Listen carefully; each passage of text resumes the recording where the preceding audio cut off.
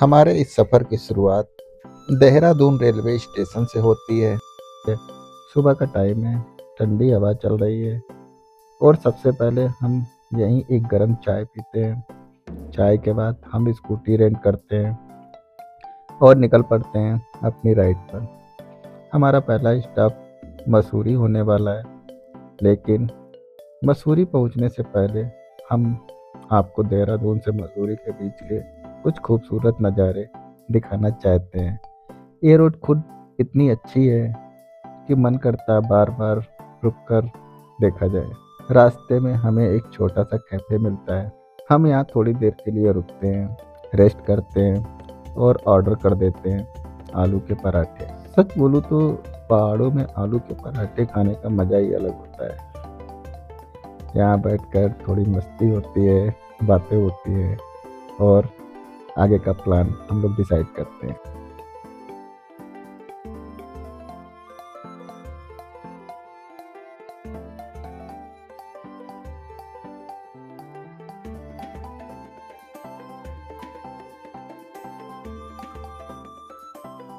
और थोड़ी देर बाद हमारा ब्रेकफास्ट आ जाता है।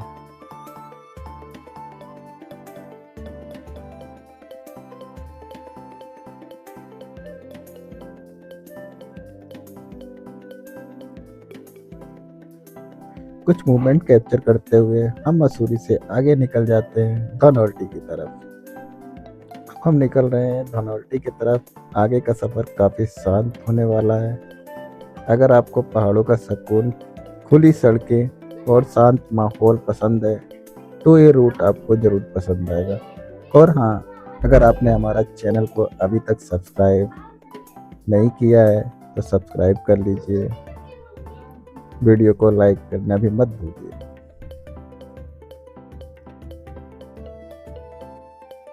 अब चलिए धनौल्टी के रास्ते पर, जहाँ असली सुकून शुरू होता है। मसूरी से निकलकर जैसे ही हम धनौल्टी की तरफ बढ़ते हैं, ट्रैफिक धीरे धीरे कम होने लगता है। मसूरी का शोर पीछे रह जाता है और रोड काफ़ी शांत हो जाती है। ये रोड ज़्यादा कमर्शियल नहीं है, इसलिए यहाँ चलाने में अलग ही सुकून मिलता है।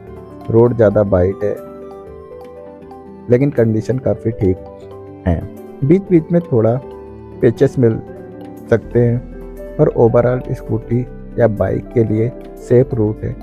बस क्रेप ज़्यादा है, इसलिए स्पीड कंट्रोल में रखनी पड़ती है, खासकर जब ठंड ज़्यादा हो या सुबह सुबह चल रहे हो। इस रूट की सबसे अच्छी बात यह है कि यहाँ दोनों तरफ देवदार एंड पेन के पेड़, ठंडी हवा और बिल्कुल शांत माहौल।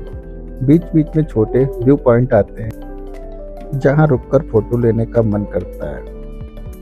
रास्ते में ज़्यादा ढाबे या कैफ़े नहीं मिलते हैं, इसलिए मसूरी से निकलते वक्त पानी और थोड़ा स्नैक रखना बेटर होता है। नेटवर्क भी यहाँ वीक रहता है, तो कुछ वॉलेट में मनी कैरी करके चलना चाहिए। जैसे जैसे धनौल्टी पास आता है, हवा और ठंडी हो जाती है। भीड़ बिल्कुल कम मिलती है। यहाँ का एनवायरनमेंट काफ़ी पीसफुल है।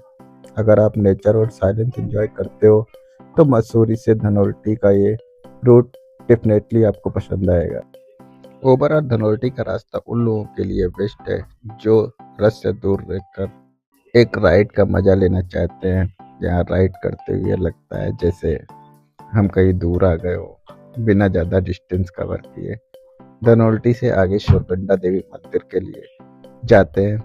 मंदिर से लगभग 1 किलोमीटर पहले रोड पे काफ़ी ज़्यादा जाम मिलता है, इस वजह से हम यहाँ अपनी बाइक पार्क कर देते हैं। आगे गाड़ी ले जाना मुश्किल हो जाता है, इसलिए यहीं से पैदल चलना ही बेस्ट ऑप्शन रहता है। सुरगंडा देवी मंदिर का ट्रैक स्टार्ट होता है। ट्रैक लगभग 1.5 किलोमीटर का है, ज़्यादा मुश्किल नहीं, लेकिन थोड़ा स्टेप जरूर। शुरू के कुछ स्टेप्स में ही सांस थोड़ी तेज हो जाती है, खासकर ठंड में, इसलिए यहाँ जल्दी का कोई मतलब नहीं है। धीरे धीरे चलना ही बेस्ट रहता है। रास्ता साफ है और काफी लोग साथ साथ चल रहे हैं।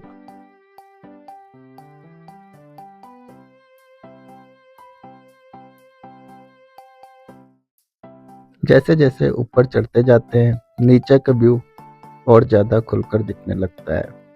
बीच बीच में रुककर पीछे मुड़कर देखना बनता है, क्योंकि यहाँ से पहाड़ों का व्यू काफ़ी सुंदर लगता है। थकान वही थोड़ी कम हो जाती है। इस ट्रैक पर चलकर एक बात महसूस होती है कि यहाँ सिर्फ मंजिल इम्पोर्टेंट नहीं है, बल्कि रास्ते का हर स्टेप भी उतना ही इम्पोर्टेंट है। लोग अपनी पीस में चल रहे हैं, कोई फैमिली के साथ, कोई दोस्त के साथ, और कोई बिल्कुल चुपचाप। रास्ते में हम रुककर कुछ व्यू एंजॉय करते हैं।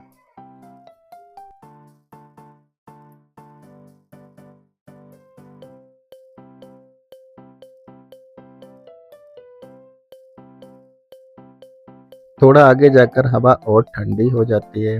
ट्रीज के बीच से चलना काफ़ी अच्छा लगता है।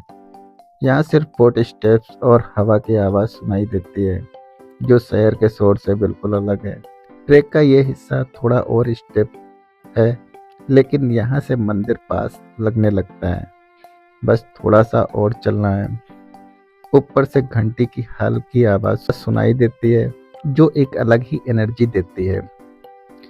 और फिर थोड़ी मेहनत के बाद हम मंदिर के बिल्कुल पास पहुंच जाते हैं। जहां आकर लगता है कि ट्रैक सिर्फ फिजिकल नहीं था, बल्कि थोड़ा मन को शांत करने का भी एक तरीका था।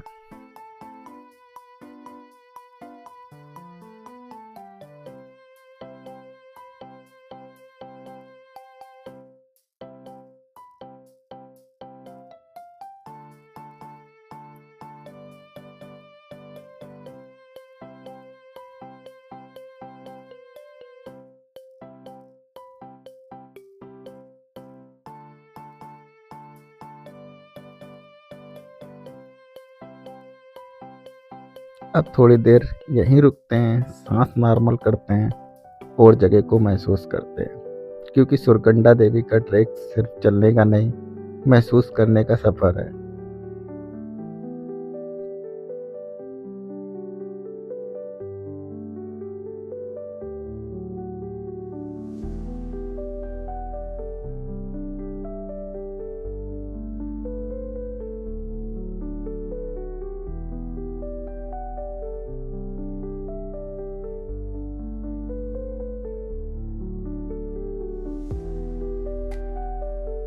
फाइनली हम सुरकंडा देवी मंदिर के सामने पहुंच गए हैं। ट्रैक ज़्यादा लंबा नहीं था, लेकिन यहाँ आते आते थकान के साथ साथ एक अलग ही शांति महसूस हो रही है। यहाँ खड़े होके लगता है कि ऊपर आने का रीजन सिर्फ मंदिर तक पहुँचना नहीं था, बल्कि जो सफर नीचे से शुरू हुआ था वही असली एक्सपीरियंस था। भीड़ है, लोग हैं, फिर भी मन काफ़ी शांत लग रहा है।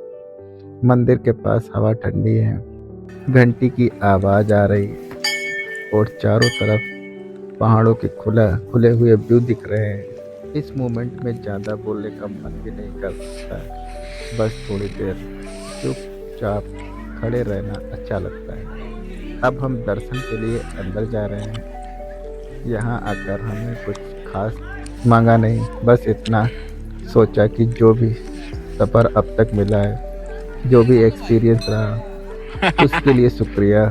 सुरकंडा देवी मंदिर के सामने खड़े होके एक बात क्लियर हो जाती है, कभी कभी सफ़र सिर्फ घूमने के लिए नहीं होता, बल्कि खुद के साथ थोड़ी देर रहने के लिए होता है। जय माता दी।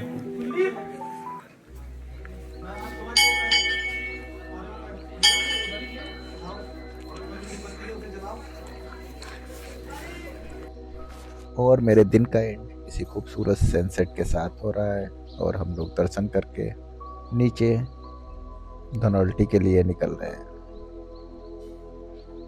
वीडियो अगर पसंद आया हो तो लाइक और सब्सक्राइब करना मत भूलें। जय माता दी।